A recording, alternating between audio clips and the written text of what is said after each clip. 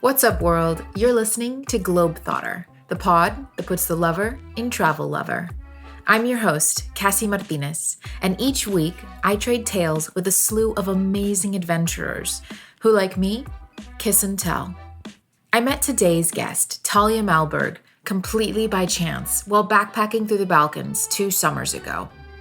Like so many others freshly kicked out of the Schengen zone after 3 months of hanging around Western Europe, I headed east without a clue.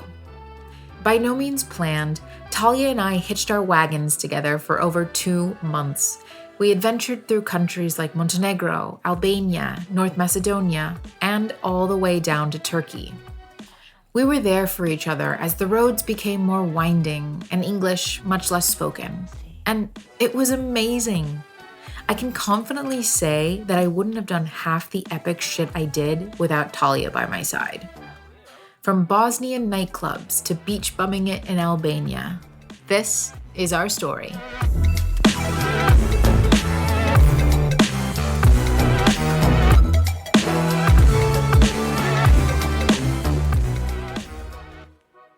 Alrighty, we are back on Globetrotter Pod, the pod that puts the lover in travel lover. And tonight we have a very special guest. It is my Aussie baddie travel BFF, Talia Malberg. Hey. How are you? So good. So glad to be here. I'm so glad you're here too on a especially dreary and wet and freezing night for the most of the US. It is nice to connect with a ray of sunshine all the way down in Australia. Here in the afternoon, which is lovely. So I really wanted to bring you on tonight because you and I met 2 summers ago. When I was writing this down, it felt like 1 summer ago. And I was like, no. Last summer was COVID. It was definitely 2 summers ago. But I really wanted to bring you on because we have quite a few tales together. Let me tell you. Yeah. So you guys, Talia and I met on the road backpacking 2 summers ago, like I said, and it was on a random night out. I would pin it down to a random night out in Sarajevo. Yeah. At, what was it? The only way to describe it was like a town hall party of some sort. Do you remember? Old cinema, I think that's what it was. Like it being like converted into like this club sort of thing. Right. Yeah. I remember we walked in as a hostel because you always be rolling deep with the hostel. And I remember it was just jam-packed with people. Like so full. No health codes were being met that night. It was like so much smoke. Oh, yes. It's all coming back to me now. Like I was writing my notes before that and I was like, okay, let me pin it down because I know we met in Sarajevo, but what was the explicit night? And I remember that a bunch of us rolled deep there. It was full of smoke, like you said, body to body, live bands. There were accordions. There was screaming. There was chanting. There was buckets of beer. It was a very Bosnian classic night out, you know? Yeah. And I remember in this old converted cinema that you're describing, there was kind of this elevated second floor that I think our hostel had kind of taken over, and there was a couple different tables. And I remember the first thing I said to you, I believe, was scoping out everybody above, like from that second floor area and being like, do you see anybody cute? Always us looking for the cuties. I remember, and it wasn't like it was, hey, I'm Cassie. Oh, I'm Talia. Like it was really just like looking at each other and be like, do you see anybody cute? Like anybody? Where are the cute Bosnian boys at? And your reaction back was like, I'm looking too. I knew that I was like, I like this girl. And then, from there, it wasn't like immediately like coincided in our plans or anything like that. I remember, not at all. Yeah, I think both of us just happened to be leaving Sarajevo the next day, right? Yeah. And we ran into each other at the train station. Yeah, like literally on the train. We were like, Cassie? And I was like, what? Exactly. It was a very serendipitous moment, I would say, because I remember you guys walked to the train station. You and our buddy Kale, you were coming out of the hostel and you're like, oh, it's not that bad. It's just a couple, kilometers. And I'm like, they have Uber here. I'm I'm gonna go. And there was a really high chance, because we didn't go to the train station or anything together, we just checked out around the same time, that we would never see each other again. It would have just been one of those like passings that, sliding door moments that happen so often in a hostel, But then I remember I was getting onto the train, and you and Kale, like such a delightful pair of people, by the way, two Aussies. You guys were just like, hey, Cassy, come on over here. And I was like, oh, okay. And that totally flipped the script on my day, and not just day, but like weeks and coming months, because I was completely in solo traveler mode. I was like, okay, I'm going to the next place alone. It'll be fine. I'll check into this hostel, et cetera, et cetera. You just kind of go on that Yeah, you're in wave. that such a mindset. Yeah, exactly. And then you guys were like, no, come on over here. And I was like, okay, whatever. And where did we go? It was a beautiful little town. Yeah, Mostar. Oh my gosh. Beautiful. Seriously, if you guys haven't heard of it, fairy tale, idyllic little like village of a town. Wow. And just jam-packed with so much history as well. Yeah, just incredibly like interesting and like beautiful all at the same time. Yeah, for sure. And I remember too, this was kind of me diving into Eastern Europe really for the first time. Like up until that point, I had been hanging out in Western Europe. And then I got to the 3-month Schengen limit. And I was like, okay, I guess we're gonna head east. And I was scared out of my wits, truly. I was gonna say, I was in the exact same boat. I'd spent like a month in Croatia figuring out what I was gonna do. And like Bosnia was like my first little dip my toe into like the water of like Eastern Europe, like so unprepared for like what was gonna come. Right. And I think there's something to say and something to speak about the Croatian vortex. Oh, for sure. It's very real, because I think, just like you said, I spent a month kind of like lollygagging around Croatia as well. And I was really scared to kind of head anywhere else, because I think it's really common you hit that 90 days and everyone goes to Croatia. Everyone goes to Hvar, everyone goes to Split. It's really quite common. And then from there, I was really taking my time. I didn't know where to go next. And I'd also been traveling with some folks, and I had kind of lost that solo traveler mindset, Yeah. I want to hear a little bit about what you were up to before we met.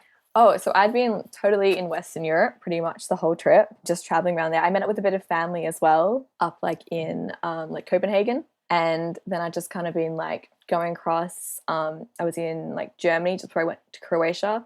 And then I had my month-long stint there figuring out what I was going to do, because Schengen. Not a bad place to be hiding. Not at all. And I was kind of like scared to go into Eastern Europe because I hadn't heard much about it. But the good thing about being in Croatia is you have all the people who have like are coming from that side who have been in Eastern Europe. And then they were giving me like places to go and like hostels and like things I had to do. And it just like was getting me like mentally prepared to like go across. And I'm so glad I did, like highlight of my trip, I think. Right. I agree. I think we were on some unexplored territories, like you kind of have the typical Western Europe path that people do. And you run into the same people, honestly.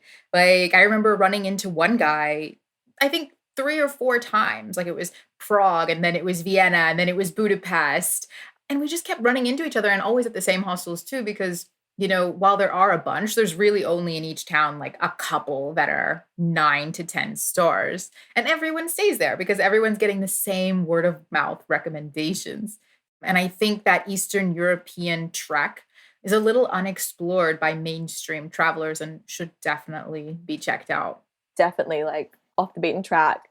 It hit different than going to Paris. And I always kind of described it, I think, with you as well while we were living it. It just felt different than going to these really popular cities where if you went on a tour, there was always a waiver you signed. And there was always, oh, we do this tour 3 times a day, in and out, very impersonal. Whereas, where we were staying in Mostar, like the tours that we were on during the day, like the walking tours, were given by people who had grew up in that town, and it was a family-owned joint, and they were giving you the real story. Yeah, just so much more personal.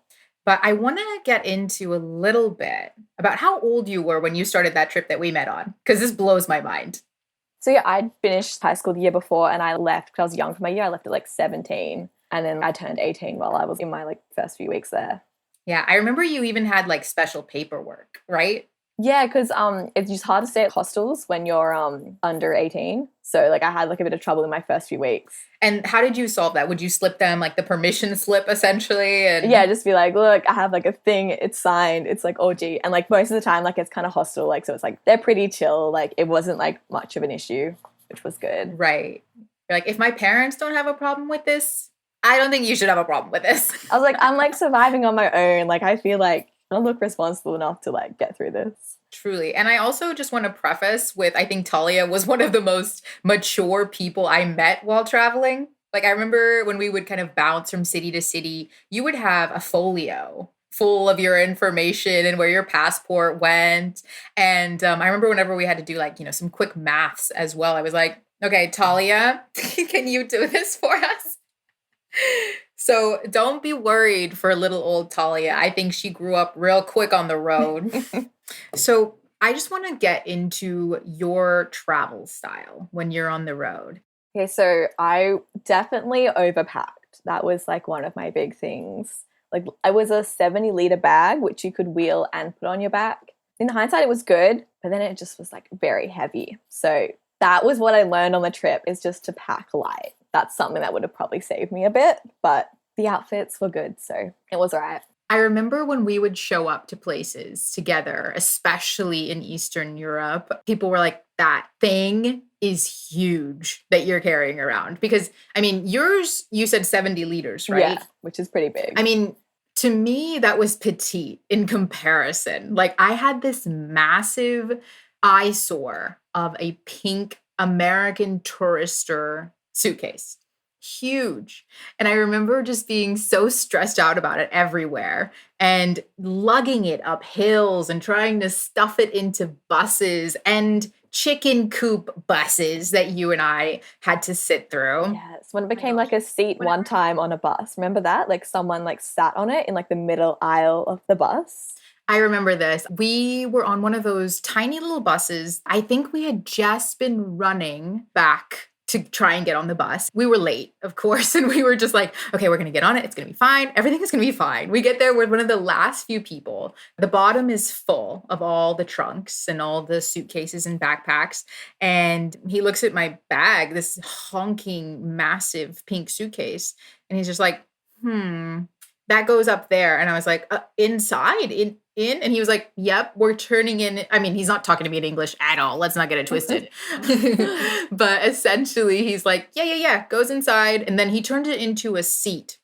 He flipped it on its side and a guy sat on it. And this was a common practice in these kind of buses that, one, had no air conditioning, were always oversold.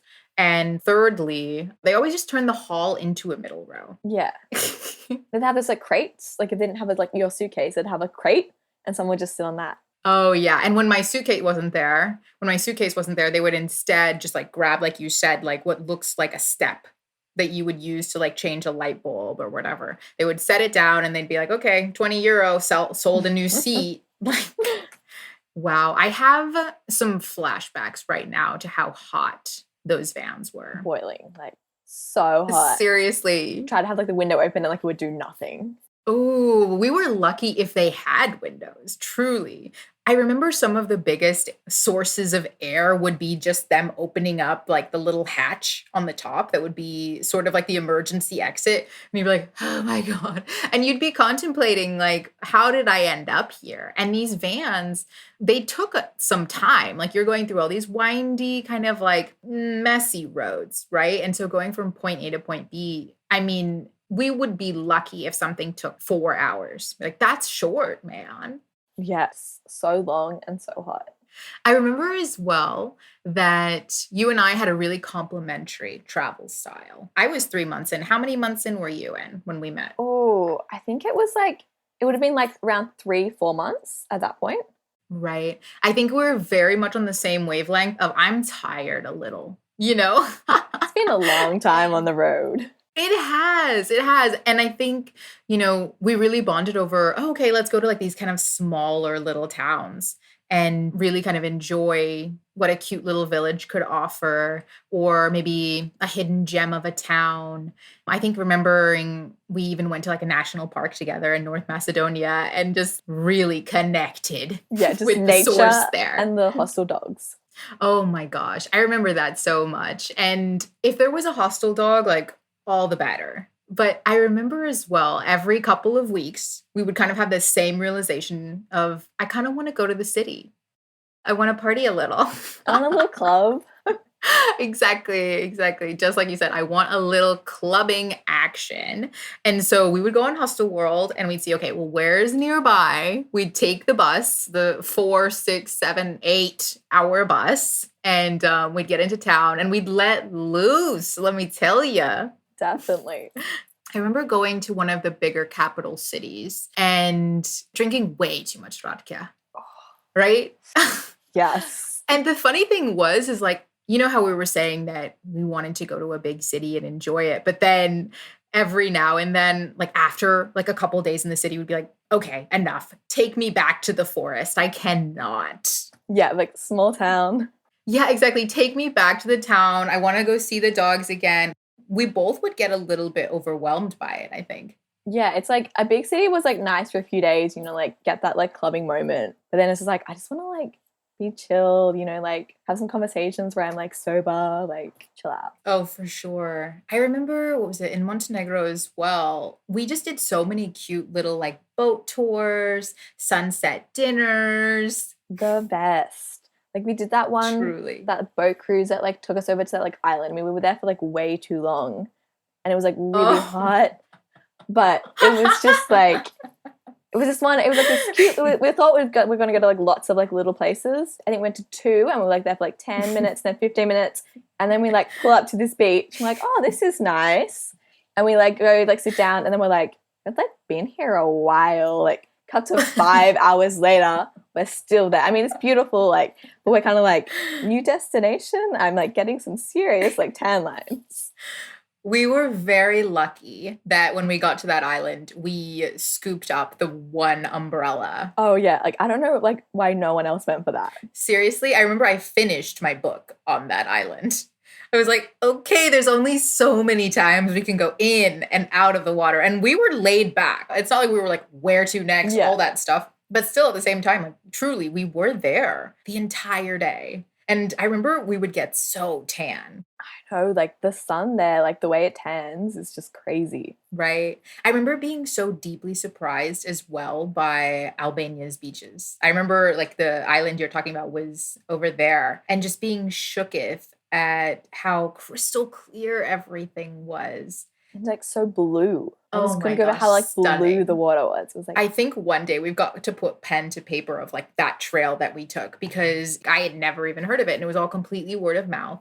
And we were going from tiny little town to tiny little town on these buses and just discovering what gems, and then I think we would go to like the bigger, more well-known towns. Like I remember this was like Lake Ohrid, remember in North Macedonia? I remember this.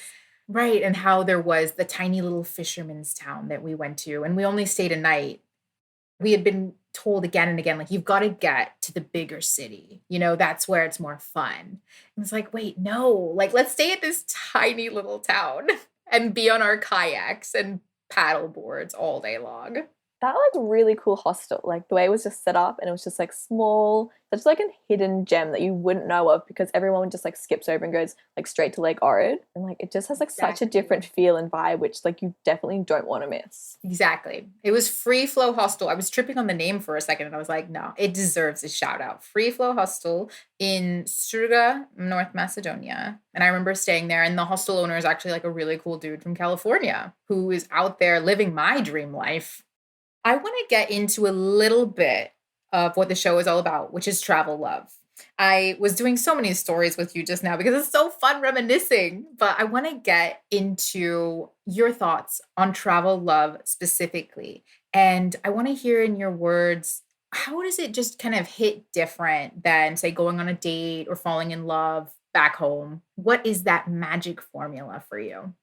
The travel love is just, it's something completely different because it's that weird meeting of someone which feels like you're in like some rom-com that someone wrote. And it's just like this instant connection where like you kind of know it's not going to like be there forever, but like you're so in the moment. And I think that's what's so beautiful about it. You're not worrying about like what's going to happen next week, what you're going to be doing.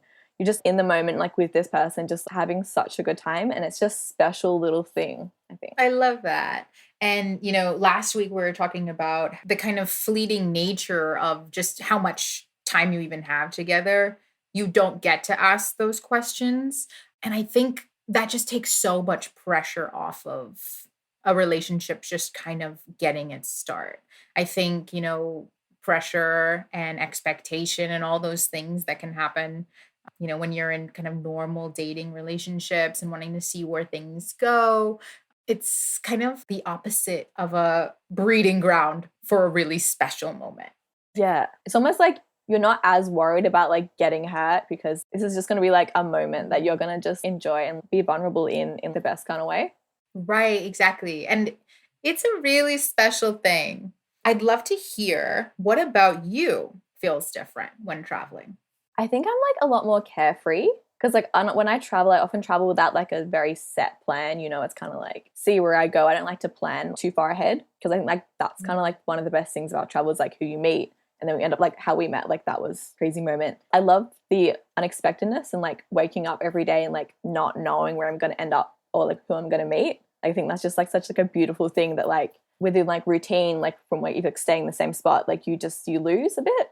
Yeah, totally, totally. How do you try and kind of capture that travel feeling when you're at home? I feel like it's kind of like those like say yes moments. For me, it's like the unexpectedness that makes it all the more like special. So I feel like it's like doing things that like are outside of your comfort zone that kind of like push you. I feel like that's always fun. Right. Yeah. I like how you just put it really plainly of it's saying yes. 100%. Right. And we talked about this last week, but you know, those moments where you find yourself in a situation of maybe when you're solo and you know, you're at the beach or you're at the hostel and you're seeing somebody you want to say hi to, or maybe they invite you out. I've had these moments where I just arrived at a hostel, sweaty, a mess, was definitely fantasizing about taking a nap the minute I got there. But say someone was really friendly and said, "Hey, we're going such and such place. Would you like to come?" Like, I mean, I would kind of power through it. Oh yeah, like when someone invites you at a hostel, you're like, all right, what are we doing? Let's go. Right. I mean, you know, that energy is hard to capture outside of those places. You know, it's funny when you come home, like this is something that I would kind of relate to of going to places that maybe, you know, are more popular in your town or where you live and trying to kind of recreate that like, hey, I want to go talk to that stranger or, you know, why don't I just go introduce myself or why don't we you know, like if we're here at this restaurant or we're here at this bar and it's like happy hour like we could all play like trivia, you know? Yeah. And trying to do those things that are so commonplace on the road, but not necessarily so at the restaurant in your town. No, I remember like King's Cup is like a massive like hostel game, like drinking game, like before you go out, like great way to like meet new people and play it. And then like playing it with your friends who you like know so well, it like just isn't the same. Just doesn't have that same thing because you know all the answers to like a lot of like the never have I ever's. Totally. No, that's a very valid point. I remember, you know, when I was volunteering in hostels, it was different nights, each had different energies to them because it was just a revolving door of different guests. And the tea would be spilled during King's Cup. That is the one that gets it out. There's something special about as well, like you know, when we would at the end of the night or in the beginning of the night, rather, when they would be like, oh, we're gonna, you know, all meet here in the common area or we're all going to dinner. And that's when you would see everybody who had been off exploring during the day. Oh yeah. And I feel like you and I would definitely be like, oh, you see who? You see that? Did you see that? Our classic move, and we arrive at the hostel, like, or in that like perfect evening time, would be like, just like scoping out, like, who's here? Who do we need to see? Oh, yeah. And I remember as well, you know, getting back from being sweaty and adventuring all day and like heading to the showers and putting on a little bit of makeup together and be like, okay, let's go. Really? This town ain't gonna know what's hit them. I want to hear your story time. I feel like this is going to be juicy. This is. So when you asked me, I had to think about it. And I was like, this one's like a good one because it's during my time in Croatia, which was my time of just like, you know, like what am I doing? And actually my first stop, so we were in Dubrovnik, which I'd heard like a lot of mixed things about. Like a lot of people were like, it's kind of overpriced and it's like not the best. I found some love in Dubrovnik, so my feelings are slightly different. If you haven't really been to Dubrovnik, it's like got these big city walls. You can like go up them and just like walk your way around them. So I was like, just headed up there, like really, really hot day. Mind you, my back is like really sunburnt from the day before from lying on the beach. And I'm walking around, it's like pretty hot. So like I just sit down like this little bar, and then this cute little like bartender comes over and is like, what can you get you? I'm like, I get a little drink. And I'm like, oh, like, hello. And then he like kind of keeps coming back and he's like, oh, like, sorry to bother you. I'm like, no. No bother. You are more than welcome to stay and chat. And he's like, oh, can I like get your number? And, you know, like you pull out the little WhatsApp, which is like the classic thing that if you're going to be talking to like a cute European boy, it's going to be on WhatsApp. And then I ended up going back to my hostel and like meeting these actually Americans, and we ended up going out. And then like it was my last day in Dubrovnik and I was heading to do laundry because, you know, that's what happens on long term. You build that up, and then I was like, I got to go do it. Like this needs to happen today. So I was on my way to like the laundromat because there wasn't one in the hostel. And then all of a sudden I see like a dude getting off like a motorbike, and then it's like a dude from the bar. I'm like, what are the chances? And he's like, oh, like how much longer are you in Dubrovnik? I'm like, oh, like today's my last day. Like I leave tomorrow. And he's like, oh, well, like we have to do something then. And I was like, all right, yeah, let's definitely do something. I've got nothing else on.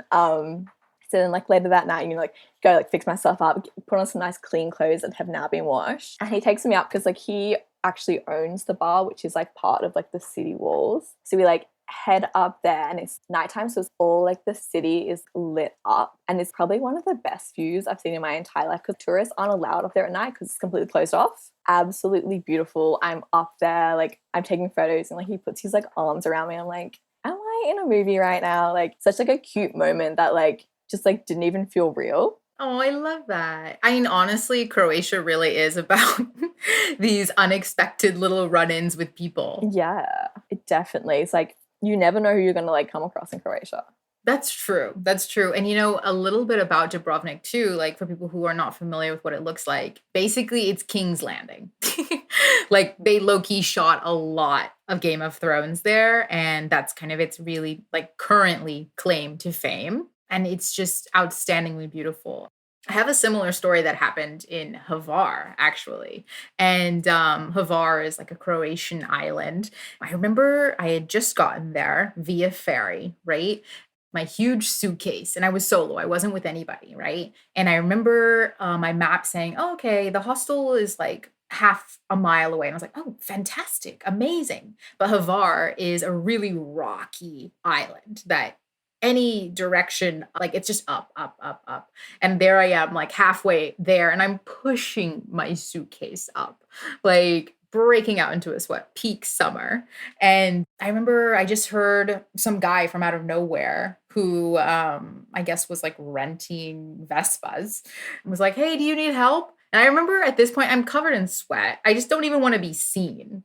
And I say to him, I'm like, no, I'm totally fine. Thank you. And he's like, are you sure? And I was like, yeah, I'm just headed there to that hostel. And he's like, there's all these stairs. And he points to this entire staircase.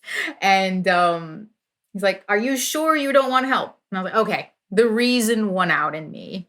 And I remember I got back to the hostel. We said our goodbyes. And I get back into my dorm. I'm on the bed, like just passed out. There's air conditioning, so thank God. You know how rare that is sometimes. And I look at my phone and I had a notification from Tinder. And I remember being so freaked out by that because I was like, who's that? Okay, let me open it up. And it was a really ominous message from somebody saying, it was nice to meet you. Glad I could help you out with your bag. And I was like, wait, what? And I didn't put two and two together like immediately. It took me a moment to realize like, oh my gosh, that's that dude from like a second ago.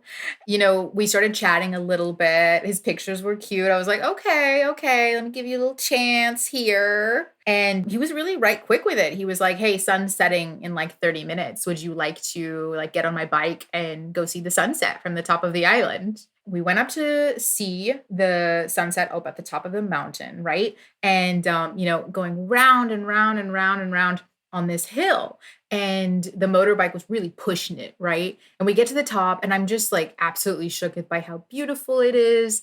And I remember I got off the Vespa, took off my helmet really quickly, and got out my phone, super excited to like capture just how beautiful and lush and just blindingly orange the sunset was. And I stepped 1 inch too close to this motorbike, and I burned and like scalded my skin in half a second. And it was one of those like really searing pains that you don't move fast enough. Like you're just in pain. Like you're just like, what? Oh my gosh. And I had never really burned myself. I've never broken a leg. I've never really injured myself. Up until this point, maybe you can relate to this, just you kind of feel invincible, Oh, definitely. And any like little hiccup you've had, it's like it's minor, I'll heal from that. And I was looking at this, and I still have the scar on my leg. It's light now, but it was really intense then. And I was looking at it and I was like, oh my gosh. And I'm having this weird kind of existential moment as well about like seeing my flesh. And I remember this guy just kind of looking at me like, oh, you'll be okay. Like I've had scars like that. Like I have one and he points to it and it does it in the exact same spot. Apparently that's pretty common when you're a dirt biker or whatever. But I just remember thinking to myself like, this isn't common for me. This sucks. And I remember he tried to be romantic after as well. He was like, well, come on, like come sit, enjoy. And I was really like, I just can't do this with you right now. I remember that he suggested that we go and dip my foot in the ocean. He was like, salt helps everything. And I was like, my phone, we were up at such a high point of this mountain that my phone didn't have any service. And so I was like, I couldn't question what he was saying. I was like, this guy, this island dude, he knows. I mean, so we ended up going to the ocean on his little motorbike. The sun's completely set at this time, and it's actually turned really beautiful. Like we're going along the coast, and the moon is full and bright and reflecting on the water, like wind going through my hair. And I'm kind of like, okay, this day's turning around a little. Okay. So we dip my little foot in the water. But I mean, the moment you get off of the bike, you kind of have the realization like, okay, no, this still sucks. Did the water end up helping? I don't know. I think it was like a yes and a no, honestly. Like when I did end up Googling it later, like there were contradicting answers. Like some people are like, yeah, salt really does kind of cauterize wounds. And then someone else is like, actually, that's what makes it low-key infected because of kind of bacteria in the water. It did end up getting infected. So I don't know. This was, again, ties in with how you feel just so invincible. I remember we got back to the hostel, he had dropped me off, and I said to myself, all I need to do is put on some green tea, or not green tea, I'm trying to think, tea tree oil. That's what it was. I had some tea tree oil, and like every now and then when I would get a pimple, I'd like put it on there and be like, great, right as rain.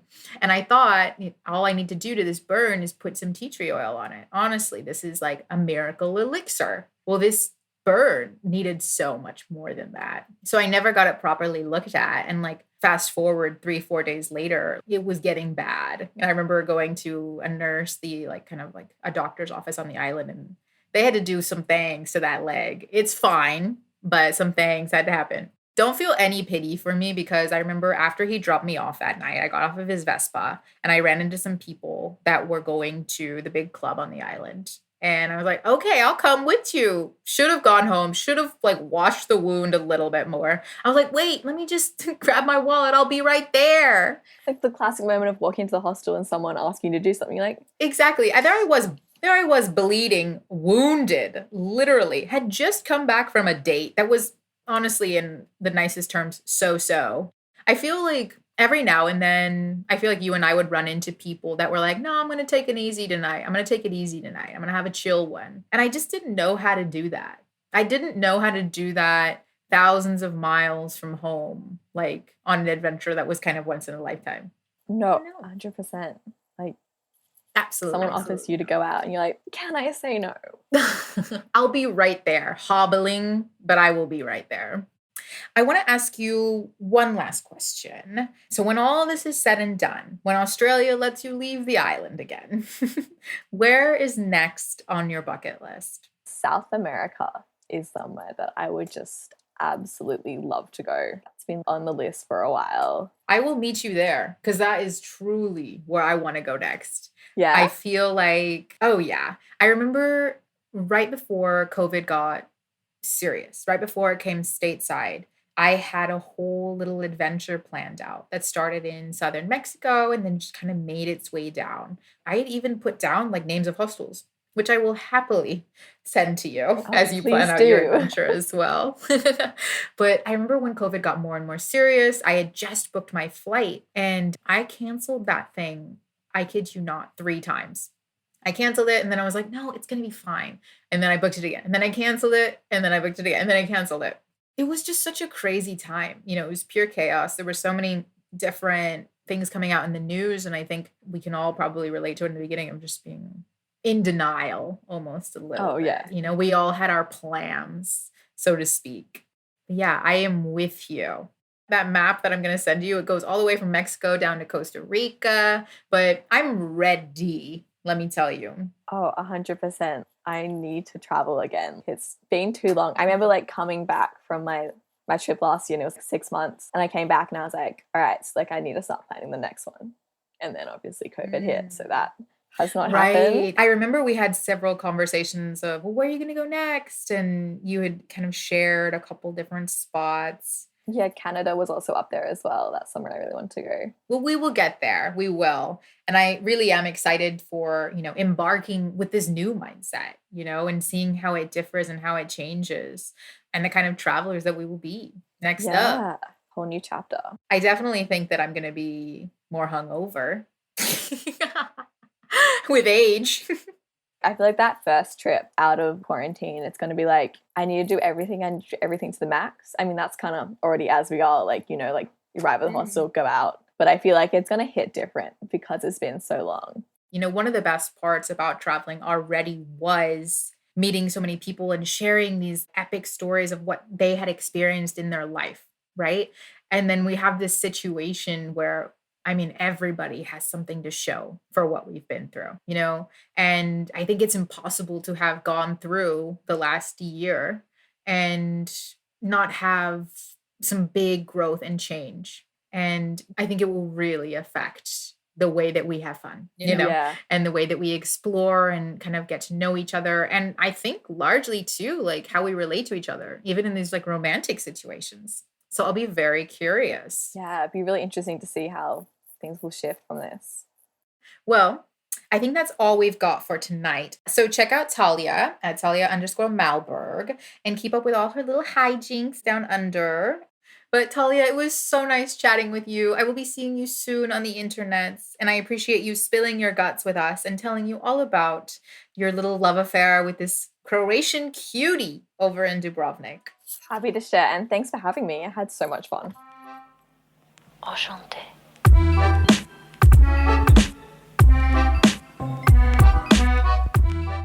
Like what you just heard? Be sure to subscribe to the pod to get more Globetrotter delivered straight to you. Want to spill the tea with us in real time? Follow Globetrotter on Twitch to catch these interviews recorded live, along with all the bits that were too risque to make the final episode. Inspired to share your epic travel story? DM the Lover in Travel Lover on Instagram to tell me all about it. Till next time, I'm Cassy Martinez.